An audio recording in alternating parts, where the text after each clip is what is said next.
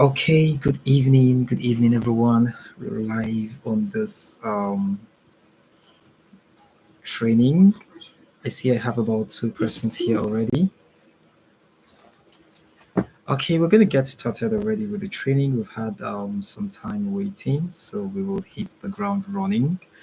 Let me see if it's possible that I share my screen so that we can see my slides and follow along.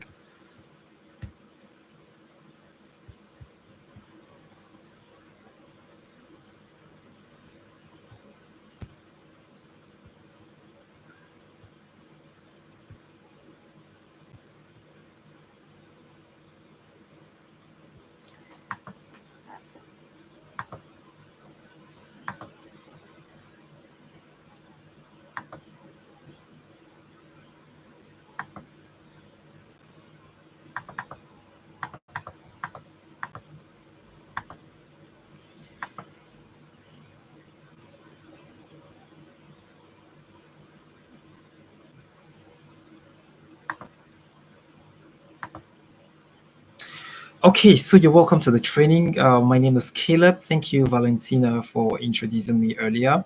It's a pleasure to be here. I mean, I'm excited sharing knowledge with people, and it's a passion for me when I'm back on the point to anchor sessions like this, especially for young people who are charting frontiers in their careers and you know transitioning, probably young graduates seeking out for their dream jobs, seeking for opportunities, and then people who are seeking to transition maybe from one career path to another. And then maybe other people who are just here to gain knowledge, they could use in the future, say students. All right, so it's a pleasure to be here. I'm excited, and I hope it's going to be a great time learning. I hope that it's going to be an amazing time sharing knowledge as well. Please do well to interact with me via the chat box. Okay, you have questions, you have contributions, you need me to come again, whatever the case may be. Just do well to type it out in the chat box, in the live chat rather. Okay, and I would attend to them after now. All right, so I'll head on very quickly to the training. I really do not know why my screen isn't sharing, but it's all good. All right, so this is SkillSync, and today we're going to be looking at soft skills. All right, and I think I'm going to be narrowing it down to employability skills because that is basically what we're here to learn. Basically, skills that will give us an edge, right, in seeking for our dream jobs and also landing the jobs that we desire. So, at the end of this training, I am hoping that everyone here, people who are live here and people who are going to watch this training after now, I do hope that at the end of the training, you would understand what soft skills are and what employability skills are. Okay, you also understand the difference between graduateness and employability, two things people mix up so many times. Okay, so you get to learn that difference, and then you understand the key employability skills needed for the 21st century workspace. All right, and then learn how to develop employability skills and also understand what it takes to win at job interviews, because this is very important. Now, that's the reason why we are taking this training, okay? So that you are able to ace job interviews going forward and then land the job of your dream. All right. And I particularly feel this training is very important because in the 21st century workspace, technical skills are no longer all sufficient for graduates. All right. Now, to succeed in the labor market, there are additional sets of attributes, sets of skills that job applicants, job seekers, or people who are seeking to transition from one career path to another, there are additional sets of skills that you are expected to acquire. All right. Now, nearly 80% of employers believe that the current graduates do not arrive the labor market fully equipped with the skills they need to be work ready. And that's why I'm a HR professional and I get to see people who have applied to jobs 20 times, 30 times, 50 times, and then they are not even getting any callback. They've attended interviews, but they don't seem to have, people calling them back for the job. Why? Because certain things are out of place. Certain employability skills that employers are looking out for probably are not there. Okay, and so they don't get to land that job that they desire. And it's a good place to also mention that employability is the reason why you would be employed. Okay, and employability they want to bring people on board who can contribute value to the system, people who would be able to, that's why they ask you, what value can you bring to the table? Let us know why you're the best candidate for the job. Let us know why you think you're best suited for this role. They're trying to assess your employability. They're trying to do an evaluation of how much you are worth at the time of employment. It speaks to how much value you will be able to bring, to the table, going forward. So employability is a set of achievements, set of skills, understandings, personal attributes that makes you likely to gain employment in your chosen career path. And it's very important. Now, what are the skills that increases your chances of employment? What are those skills that now make you more employable? Now, they are called employability skills, and they are a broad set of skills, and personal attributes that enable you effectively navigate the job market and excel in your career. All right. The 21st century workplace is evolving, consistently evolving. And this is because we have technological advancement, all right, phasing out certain business practices, bringing in new trends and processes, okay. And of course, we are in a VUCA world.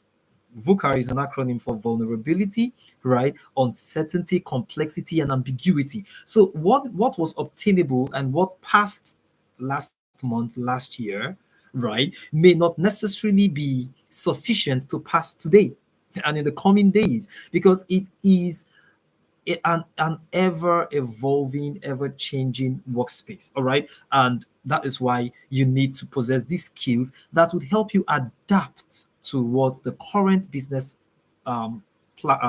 landscape demands. All right. So employability skills are not specific to any particular job or industry. All right. Now, this is where the difference is. We have employability skills. They are also called transferable skills. They are soft skills. We're going to be looking at a couple of them. Okay. But then there are technical skills. Technical skills are those skills that you learn in school. So imagine someone who studied civil engineering. The technical skill will be civil engineering. All right. That is his professional skill. This person also studied accounting. Of course, that person's technical skill will be accounting. You get the gist and you get how it works. Yeah, that's basically what we're talking about here. So, but employability skills are those other skills that complement your technical skill. They are applicable across board. It's not specific to accounting graduates. It's not specific to civil engineering professionals. It is generic. And then a few of them we're going to be seeing today. Now, what is the difference between graduateness and employability? Graduateness. Okay. Now, graduateness is basically a statement of your level of knowledge and understanding at the time. Now, every graduate is a graduate. Okay. Now, it is expected that you have garnered sufficient knowledge in your area of practice or in your area of specialization, and that makes you a graduate, and that speaks to your graduateness.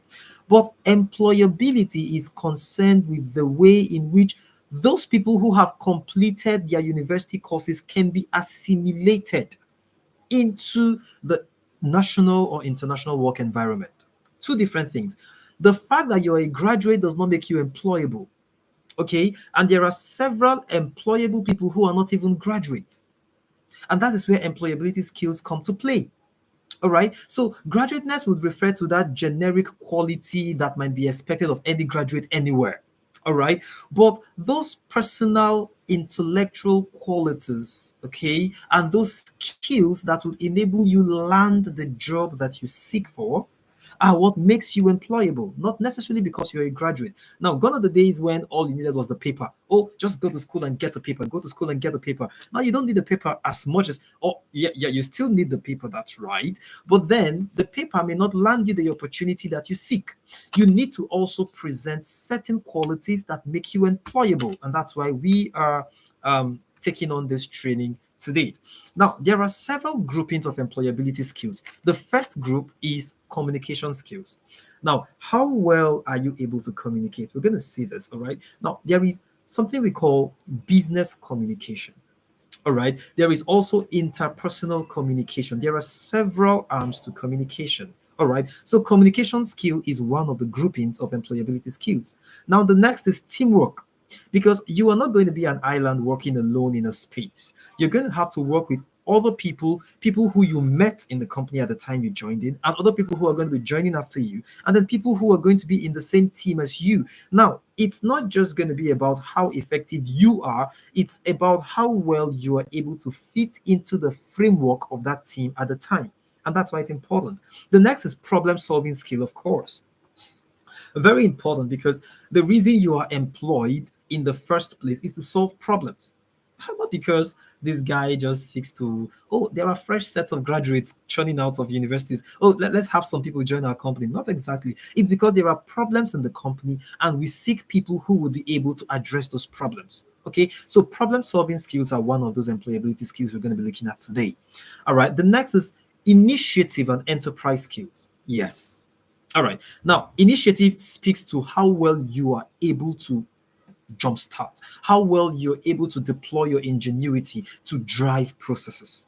Important. Then we have planning and organizational skills. We have self-management skills. Self-management skills speak to leadership skills as well. All right. Because leadership boils down to self leadership before you begin to talk about people leadership.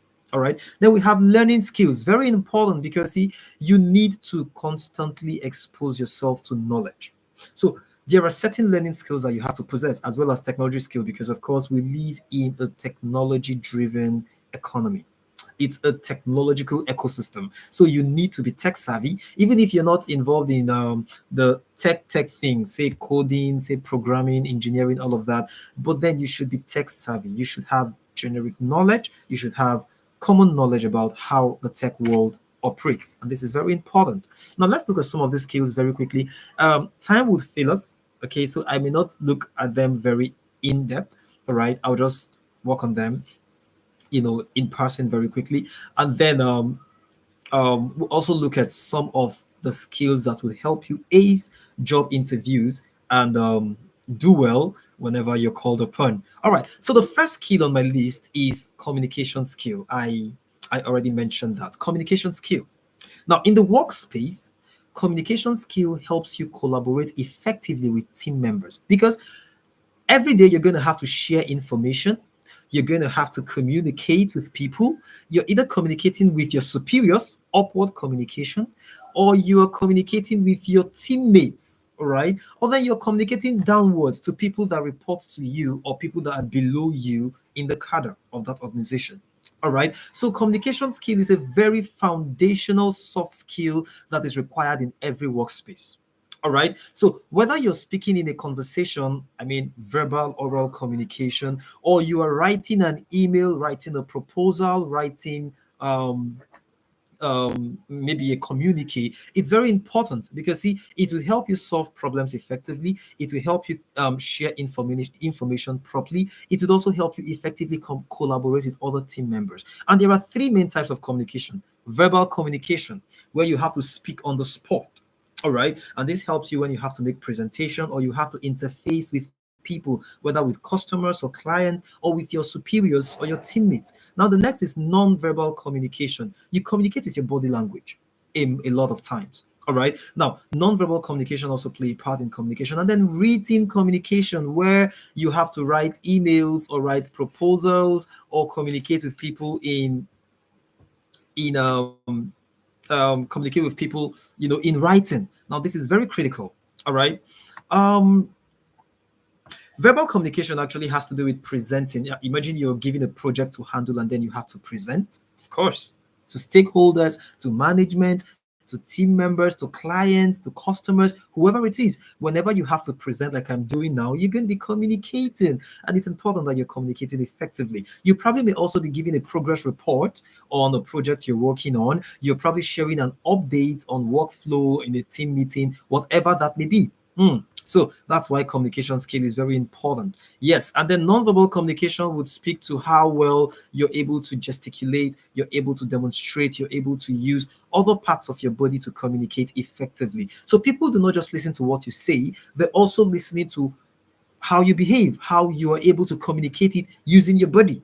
Okay, and that's why you see, you can tell if someone is telling a lie. Body language and non-verbal communication, and that is also very important and something you should also look into at building. Now the next is written communication. Yes, now your ability to articulate your thoughts properly and then put them down in writing, so much so that it is not ambiguous, it is not confusing, and people do not always have to refer to you to gain clarity on what you have written. All right, and that's why this is very important. All right. Now, the next is teamwork skills. I told you, even if you work well on your own due to your great self management skills, you need to be an effective team player. Now, teamwork entails working across different ages, different genders, different religion, different political persuasions. You're working across different experience levels at a time. Now, not working as an individual is quite different from working as one of the members in the team. So, knowing how well you are able to define your role in the team is very important. And then, of course, you also have to identify your strengths, identify your weaknesses, and then know how to address them. All right. And then there are several ways you can build your teamwork skills. Now, time would fail me to delve deeply into this, but then at the end of this training, I'm going to share my slides with you, okay? And then I'm also going to refer you to certain courses, trainings, online trainings you can access, all right, to take, you know, trainings on how to develop some of the skills we're talking about. All right. In passing, I mentioned problem solving skills as one of those skills as well. Now, this is it. Now, problem solving skill is very important, very, very important to search if you want to add more value. Now, your value in an organization is dependent on how much problems you're able to solve. Yes, how much solutions you are able to prefer to the problems. Okay. Now, problem solving skill is also very important because you need it to improve your results. When tasks are given to you, you are definitely going to encounter problems. How well do you navigate through these problems, surmount the ones that you're able to, and then arrive at the result that you desire? You're also going to be tasked with fixing things that do not work. Okay, now you're going to have to fix things that do not work in the business, or probably address an issue, work on projects. These are very important, and it is necessary because you're going to have to seize your day every day. If you're going to have to deliver on time, meet deadlines, work effectively, perform at the upper range of your potentials, you are going to have to master problem solving skills. How do you tackle problems? There are steps to these things. All right. How do you see there are people that just avoid problems. Three kinds of people you find in every workplace. Number one, people that avoid problems. Whenever there's a problem, they avoid it, they run away. They shy away from these problems. Others, they are just neutral. There's a problem. Well, they're not responsive to it. There's no problem. Well, life still goes on. They're just problem neutral. Okay, you can't really beckon on these people to address issues in the company. They are not people you call on. They are not go-to persons whenever a problem arises. They're just problem neutral. And then there are people who are always ready to tackle problems head on. They want to see to the end of this issue. They want to navigate through this challenge. They want to still be able to deliver results despite the problem. Now, those are the people that are more valuable. Those are people considered for promotions, people who will be considered for opportunities in the company, people who also have opportunities out there available to them and beckoning on them. All right. Now, problem solving skill, very important. Now, the next is initiative and enterprise. Initiative means taking steps to improve a process by yourself. Now, we don't have to push you every time. We don't always have to tell you what to do. We don't always have to point things out for you to address in the company. You should be able to develop initiative, all right? Do new things, learn new skills, address issues, solve problems on your own without having to be pushed, coerced, cajoled, or compelled. All right. So initiative actually speaks to how well you are able to adapt to new situation, create solutions to problem, and then it speaks to your creative side as well. All right. You're able to identify opportunities and translate ideas into action. Now that's initiative, deploying your mind, deploying your ingenuity without having external contributions. Are you able to drive results by yourself? That's initiative. And that's also enterprise. This speaks to owning your job, taking ownership of your role. Are you one person who, when jobs are given to you, you need several follow ups, you need several pushes, several reminders? Then you're one person who does not take initiative. You're one person who does not own your job effectively. And that is a downside to your rating. Okay, now the next is self management. Now, this skill actually helps you better manage your time, improve your workplace performance, achieve your goals effectively, and most importantly, maximize your productivity. Productivity is very, very key. Self management actually talks about self leadership and about managing yourself. All right. It enables you control your thoughts and behaviors in the service of achieving critical work goals and functional processes as well.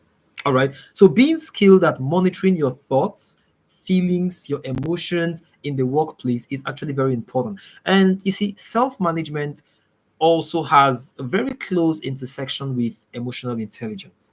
Yes.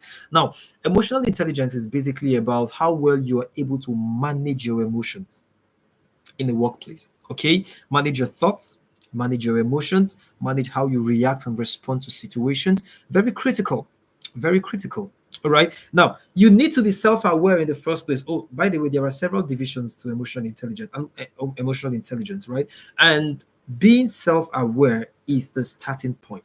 Knowing what your triggers are, knowing what how you respond to situations, knowing your thought process, knowing your emotional boundaries, knowing the things that trigger you, whether to impulsive actions or whatever that may be. Now, that's very critical. So, you want to go invest in emotional intelligence, because if you are not emotionally intelligent, it's going to impact negatively on how well you're able to interact with people in the same workplace as you, and how well you're able to deliver your job as well. So, that is very important and as well very critical.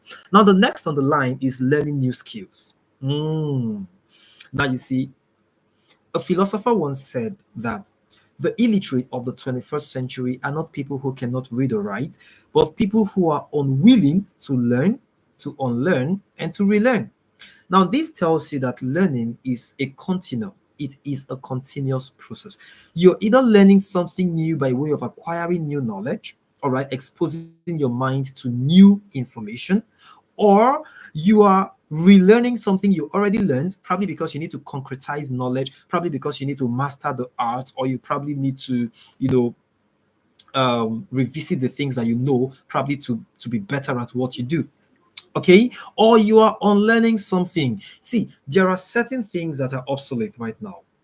Okay, I mean, they do not provide as much result as they used to anymore. You need to unlearn those things, because if you do not, then it's going to negatively impact on how you are able to deliver effectively on your job. Yes, you're still going to be held to those mental stereotypes. You will still be stuck in those activities that do not yield or provide effective results anymore. So you need to unlearn those things, so you're able to absorb new knowledge.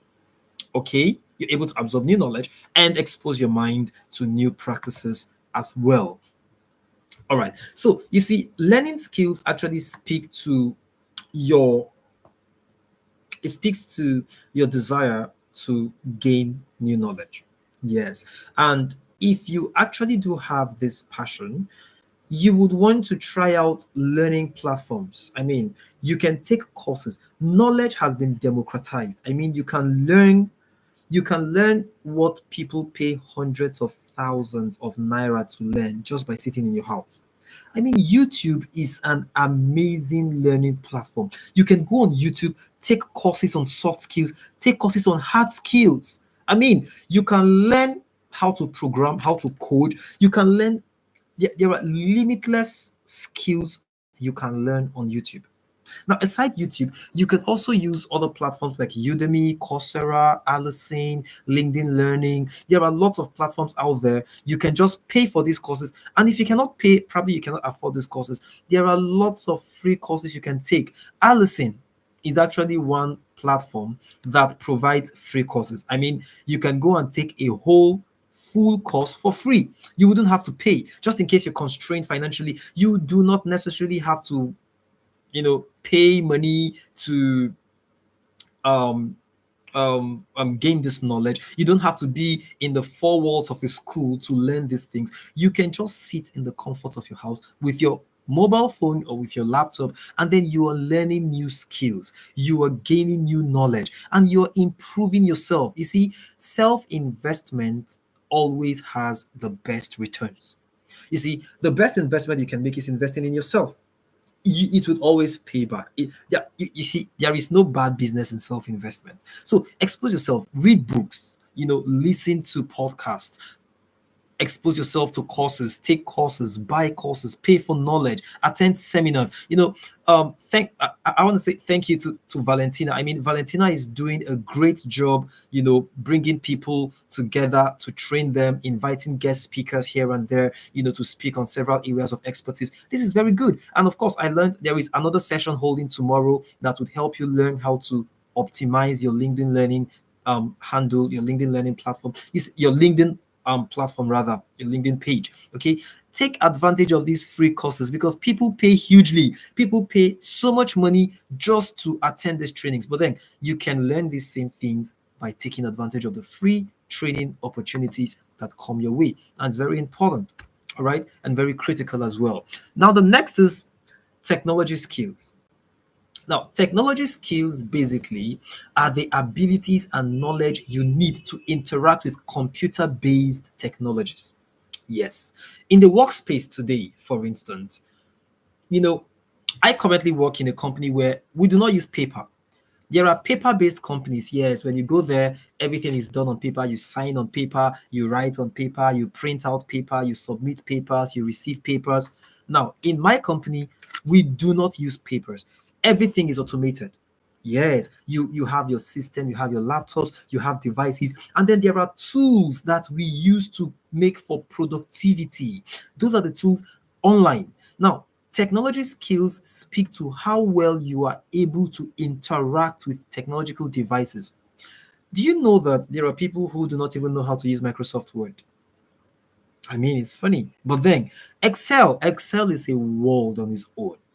People can't use Excel. Now, how will you be able to land your dream job? How would you be able to master your art? What value would you be proposing to your prospective employers that you will bring to the table when you're not even proficient on Microsoft packages? Microsoft Word, Microsoft Excel, Microsoft PowerPoint. You can't even create slides. I mean, impactful slides, professional slides to make presentations. Now, that means you're not very technology savvy. Now, there are people who are not also able to use, probably browse and seek for information effectively online. Do you know that there are actually processes to search for information online? I mean, there are keywords, there are browsing codes that you could use, and you access even more information than someone who just you access information, more information than someone who just goes on Google and he just types, I want to learn about um, LinkedIn optimization. Now, there is a way you can craft that prompt, and then it provides you more information than the superficial information, the generic information it will provide you if you just type the generic way. Okay. And then, how many of us have heard about Chat GPT? I mean, Chat GPT is revolutionizing workspaces today. There is literally nothing you can do with Chat GPT. You can write proposals on ChatGPT. You can write a whole book on ChatGPT. You can browse on ChatGPT. You get information, ready-made information on ChatGPT. Many people are not even aware something like ChatGPT exists. So go on ahead, search for ChatGPT. It's an AI tool. It's a text-based AI tool that provides you information, and then it uses prompts. Okay, the better you're able to use and manage prompts, the more information you're able to juice out of ChatGPT. All right. Now there are a couple other tools like that, AI tools, add-ons on Chrome, and then all that you can actually take advantage of. And then you get yourself more technologically savvy, technologically inclined, and then it positions you better, okay, to be able to land your dream job. All right. Now that's very important. And these are some of the skills that I want you to pay very good attention to. Let me run through them very quickly so that you can go make more research, expose your mind to new knowledge around this area so that you're better refined for the 21st century workspace. Number one is communication skill. Number two is teamwork skill. Teamwork skill. Number three, problem solving skill. This also boils down to critical thinking, analytical thinking, system thinking, a lot of it. All right. So problem solving skill, initiative and enterprise. All right.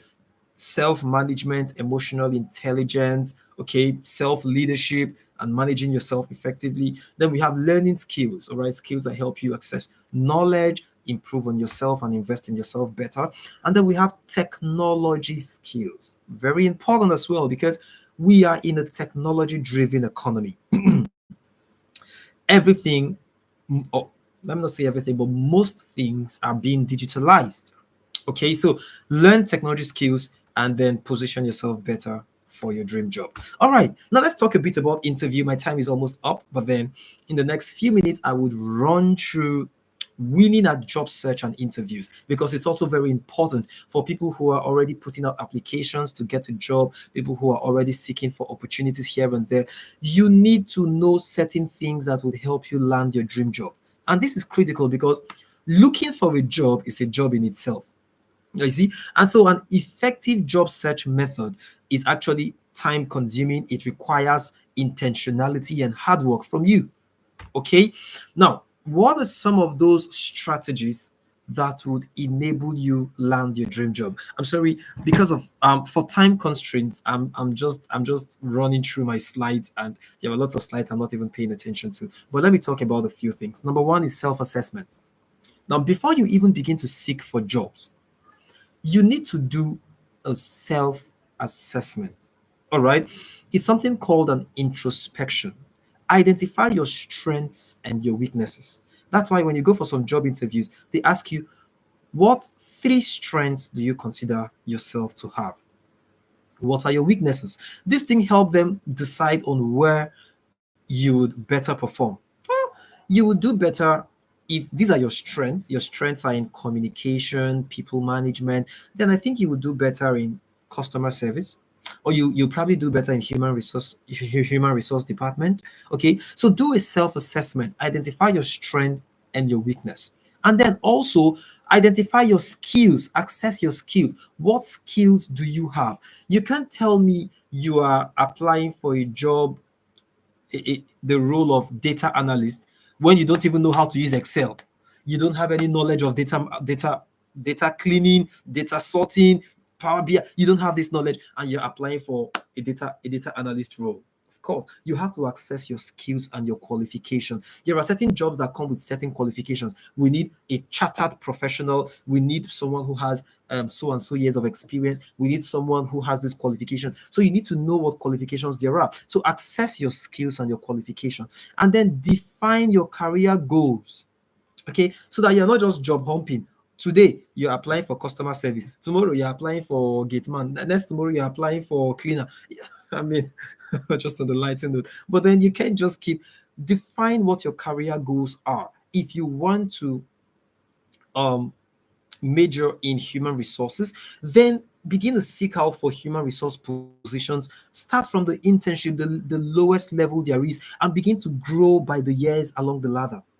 Okay, now that's very critical. All right, so it's very important for you. And then also identify what your core values are. What things do you hold as non-negotiables for yourself?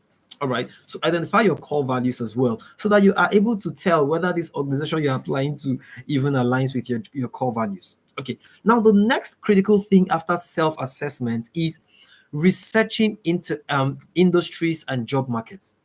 Yes, you need to research on industries and job market. What industry do you want to major on? The banking industry, the oil and gas industry, the banking industry cuts across fintech and all of that, right? Are you going to the agricultural industry, the agricultural sector?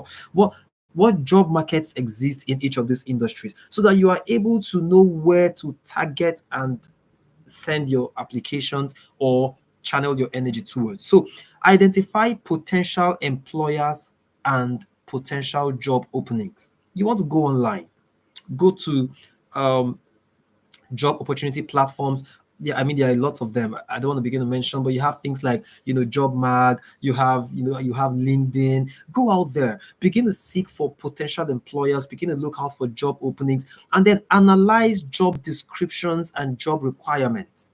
Yes, because see, you need to know what this job requires, so that if they ask you, okay, thank you, you're here for a customer service role. Now tell us, what are the job description, or what do you think are the responsibilities of a customer service representative? And then you're lost at it. You don't know. You say, a customer service, someone that service customers.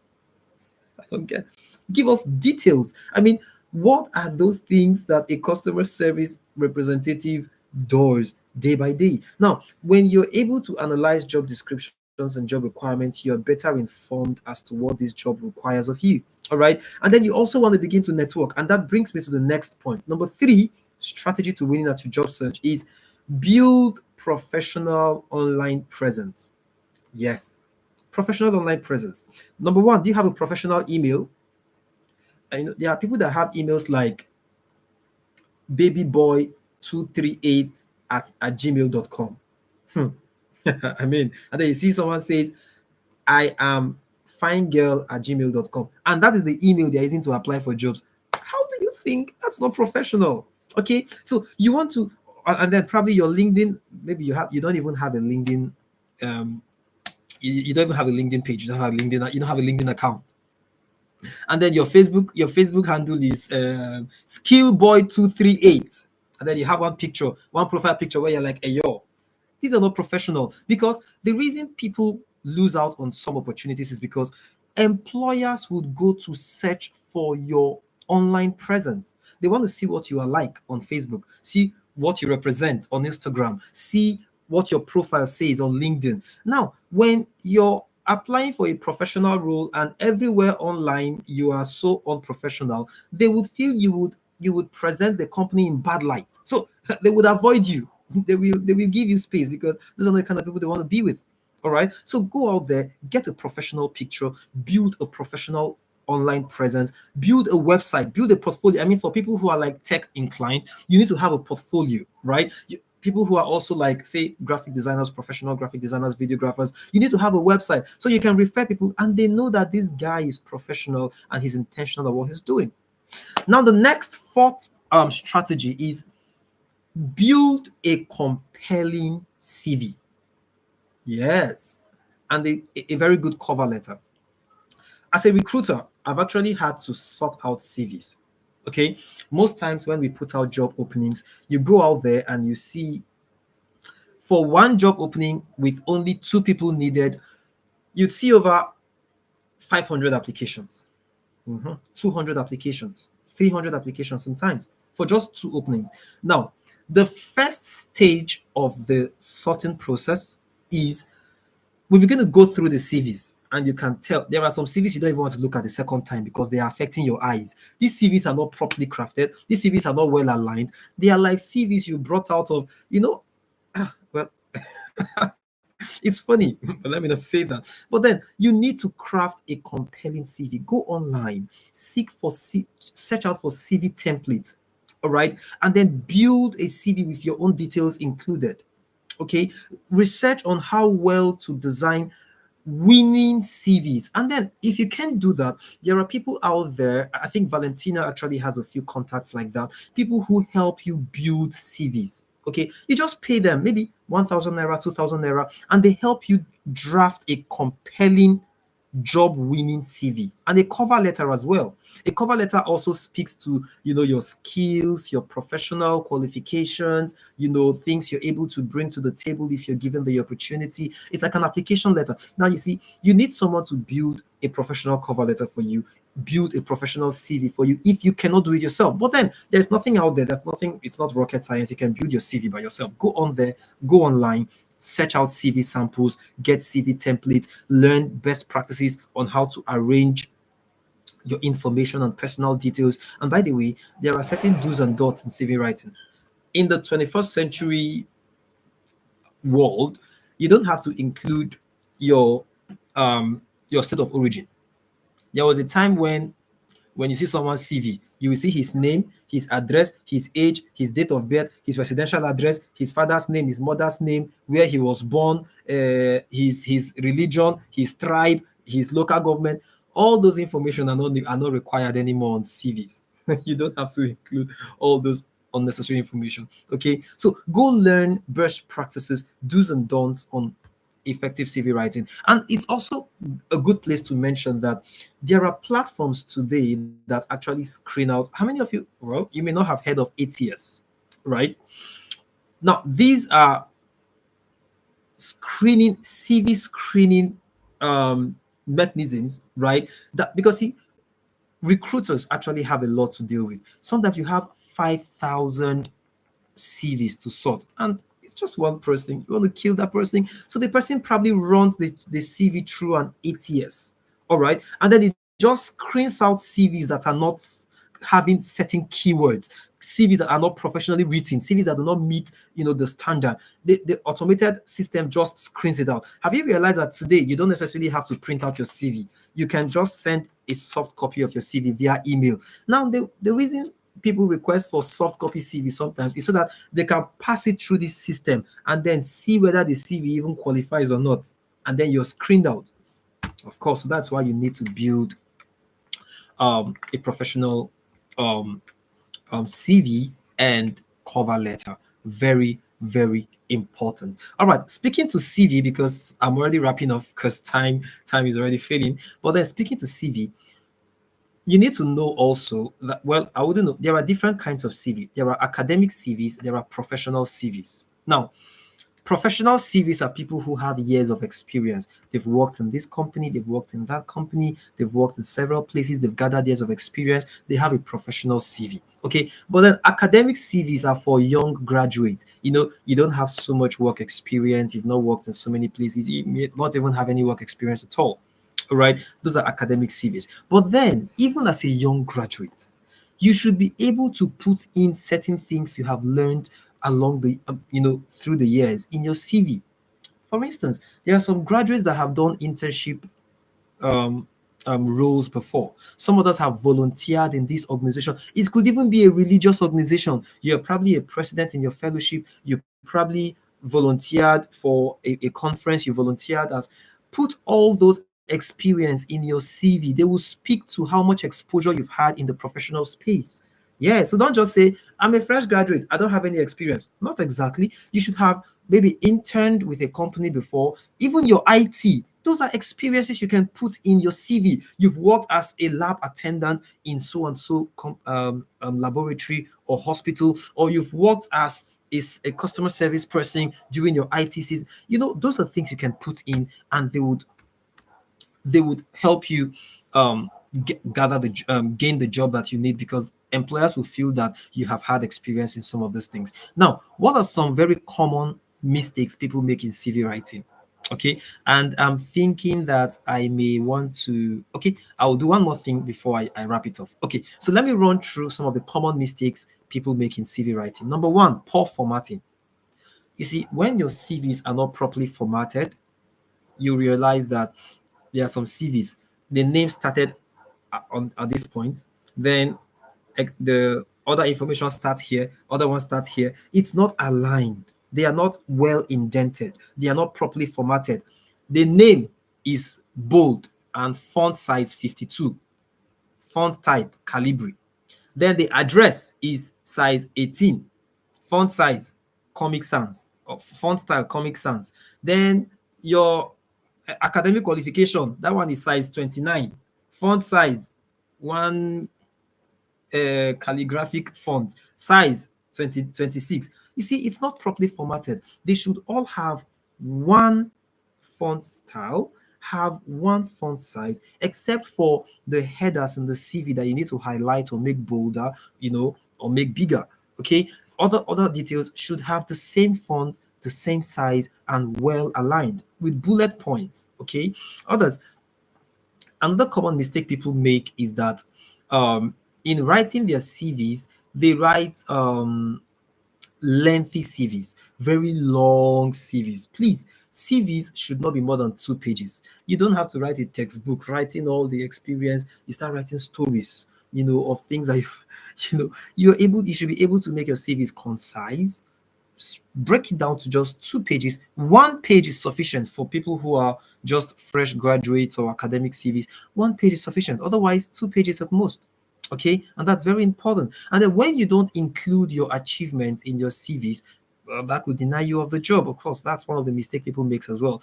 Include achievements, include experiences that you've had, internship experience, volunteering experiences you've had working with this person or that person. Add them all there. Let them speak to your professionalism as well. All right, now the next is omitting important details. Well, it goes both ways. Some people omit important details, others include unnecessary details. Now, imagine you have your CV and your CV does not have your email address or does not have your phone number. How do we reach you? You see, do we come to knock on your house? Hello, good afternoon. We saw your address on your CV. Nobody will come to your house. You should have information like your address, your email address, your phone number, and then also include maybe your LinkedIn handle as well, the link to your LinkedIn page, so that we can go see your professional page out there as well. Okay, so omitting important details is actually one mistake people make, and then including unnecessary details like your date of birth. You don't have to do that. Nobody wants to know. That's actually what makes for discrimination. And then when you include your date of birth, they just say this one, and this one is too young. It's too young for this role. And the other one say, this one is too old. 1974 for customer service. Please go. You see, and then you lose out on the opportunity. So actually, you don't have to include your date of birth. You don't also have to include your state of origin, because the recruiter can be a Hausa man, and this guy does not like Ibibio people, and then he comes and boldly written on the CV, local government or tribe Ibibio. You just say this Ibibio people I don't like. Ibibio people, you see, well, that's just so you don't have to include all those personal details. Just put in contact information, put in your name, put in your contact information, and we will contact you, invite you for the interview. At the interview, you can begin to tell us where you came from and where you did not come from. Now, that's permissible in the course of the conversation, but then it shouldn't be in your CV, because it's even good for security reasons. You may just go include certain information and we'll go and track you down. We live in a very funny world today. So you need to be very careful with the kind of information you put out there. Your CV can go from this person to that person to that person. Before you know it has entered the hand of the wrong person, and then they are looking for you. So please be very careful with that. Now the next is the next mistake people make is providing incorrect information. Reminds me of an incident I had. This person submitted a CV. We invited her for the interview. When she came, said, okay, so your CV says you worked with so and so company. Say, oh no, sorry, I did not work there. I was just I was invited. But it's in your CV that you worked there. Incorrect information. You're probably lying. All right. And then people sometimes submit outdated CVs. Okay, the CVs are not updated. It does not capture the current information of maybe does not contain the current contact information, or does not contain the current experience they've had across jobs. That's a problem. Now, that's one of the mistakes people make. All right. And then ignoring keywords. You see, when you're writing a CV, there are certain keywords that you should include. Ignoring those keywords can pitch you negatively. Yes. So you want to include those keywords in your CVs whenever. Like, for instance, there are certain keywords for the role of a customer service representative.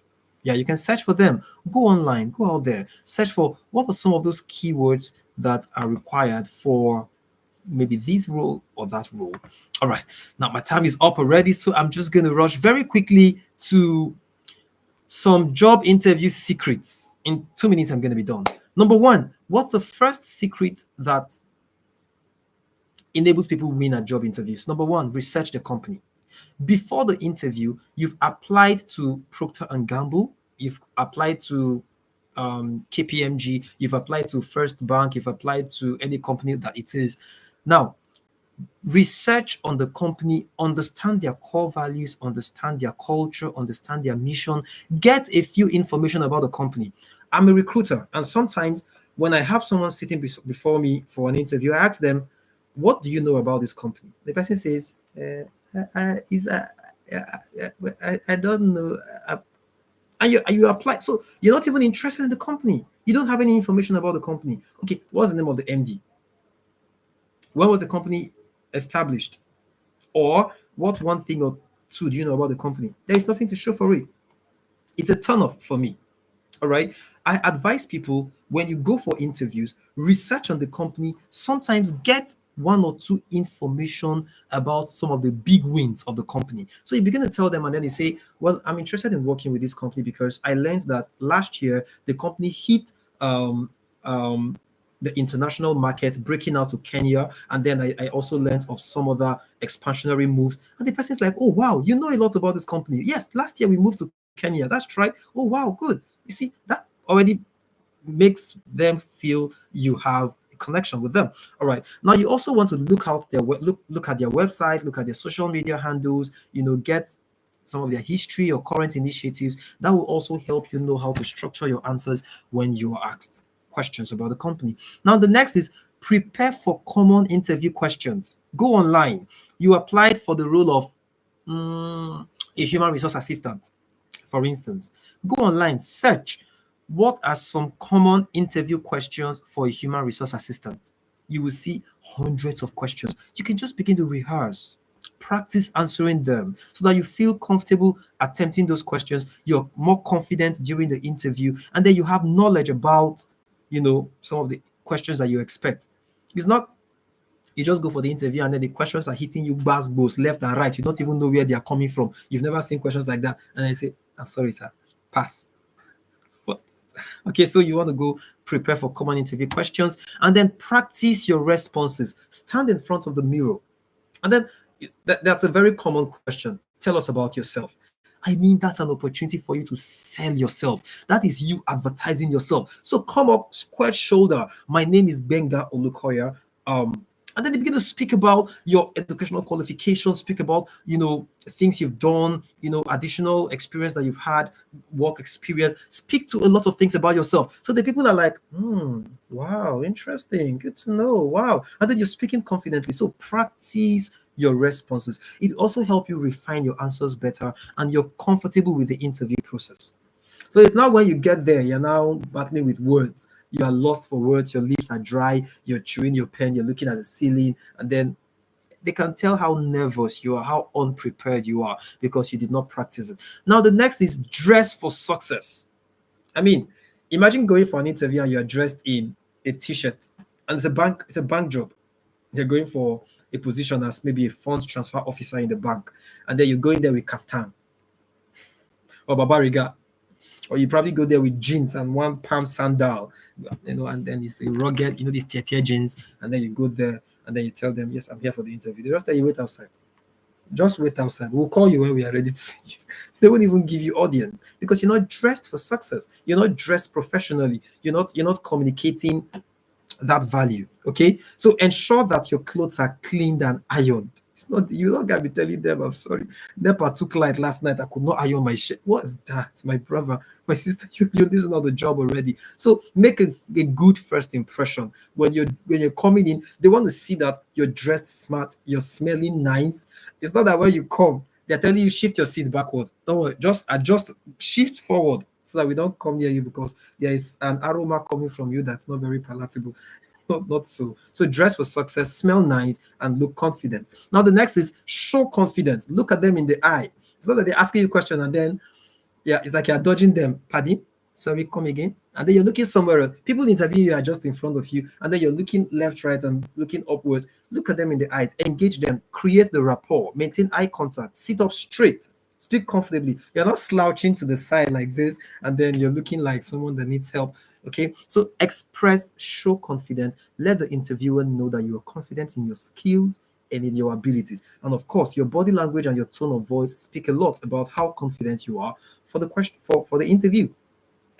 Now, I think lastly would be ask questions. Don't just go and sit there and let them be asking you all the questions. Also have one or two questions for them. Most times you have interviewers ask you, do you have any question for us? Somebody will not say, no, sir, I don't have a question. That tells me you're not so. Ask questions. Okay, what it means is ask them question about the company. Okay, so I wouldn't know what are some of the goals of the company. I mean, where do we hope to be in the next few years, so I can know how best to deploy my capabilities in driving the business objectives. You see, that way they're able to tell you, oh well, the business hopes to have expanded to this place and that place. We're hoping to do this and do that, and well, we feel you'll be able to work with us. You see, and then you may also want to ask questions about what's in the job for you. So, what are the career prospects in this company? I'm a visionary person. I'm committed to my job and I deliver value. And I want to know what career prospects and what opportunities exist in this company for me. Now they know that you are forward thinking. They know you are visionary. They know you're not just concerned about the present. You're also looking forward to what you're able to, aside what you're able to bring to the table, what you're also able to contribute to the company's vision. Yeah, so ask questions, and it's very important. At the end of the interview, always express gratitude and reiterate your interest to work in that position. Well, thank you very much, sir. Thank you very much, Mar, for having me in this interview. Thank you for taking the time out. I also want to express my interest. I'm passionate about this company. I am looking forward to the next stage of the interview and how well we can talk about the role going forward. You see, so you're expressing interest about the position. You're also, appreciating them for taking the time out to have conversation with you. All right. Always ask about the next steps and the timelines. And then if you want and if you may, you can also request for contact information for follow-up. All right. And I also advise that because at the end of that interview, you may just want to send a text message to one of the interviewers expressing your gratitude and um, letting them know that you're available for the next stage and the next phase of the interview. Now, it's also good to mention that interviews today are going digital. There are some companies that may not invite you for a physical interview. It can be a virtual interview. When you're in for a virtual interview, always make sure that you're still dressed smart. It reminds me of a colleague. A colleague told me he went for an interview, and to his greatest surprise, guess what? They asked him to stand up. I mean, he was asked it was a virtual interview, and they asked him to stand up so they can see how well he was dressed. And guess what? He was wearing a white shirt with a tie and a suit jacket, but he was wearing a short.